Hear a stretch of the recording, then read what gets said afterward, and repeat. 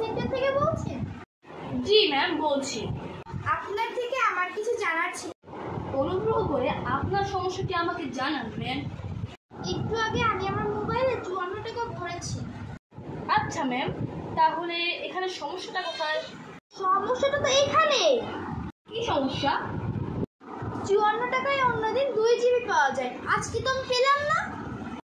Ma'am, কারণ এখন আর 54 টাকায় 57 টাকায় 2 জিবি ইন্টারনেট পাওয়া যায়।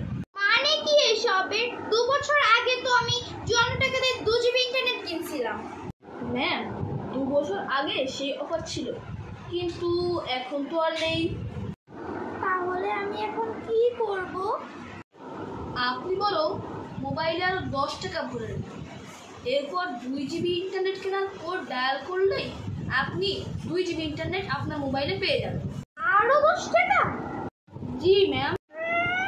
মগের মূল্য নাকি? দুঃখিত ম্যাম, আমি আপনার কথাটি বুঝতে পারলাম না।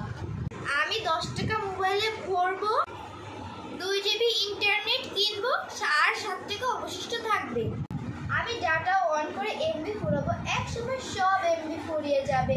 তখন ডাটা অন থাকার ফলে আপনারা অবশ্যই 7 টাকাও খেয়ে নেবেন। বলি, আপনারা কি রাক্ষস? 54 টাকা খেয়েও আপনাদের পেট ভরে না, আরো 10 টাকা বেশি খেতে চান?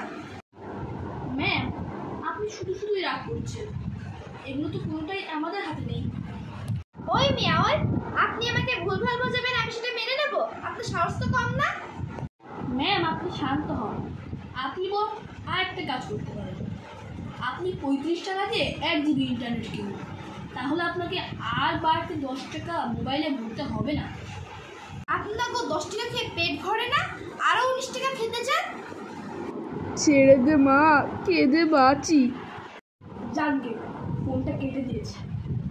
আবার ফোন দিলি। হ্যালো, ওই বেয়াদব পোলা, তোরা আগে খোঁজ নাই কেন? তোদের সাথে কথা বলতে গেলেও টাকা কাটিস। আমার 18 টাকা জলে ফেলে দিত তোরা। দাঁড়া, তোদের অফিসে আমি এখন আসতেছি। বাপ রে, ওই দাজ্জাল মেয়ে যদি এখানে সত্যি সত্যি চলে আসে, তাহলে তো আমি পুরো শেষ। Thanks for watching and subscribe for more videos.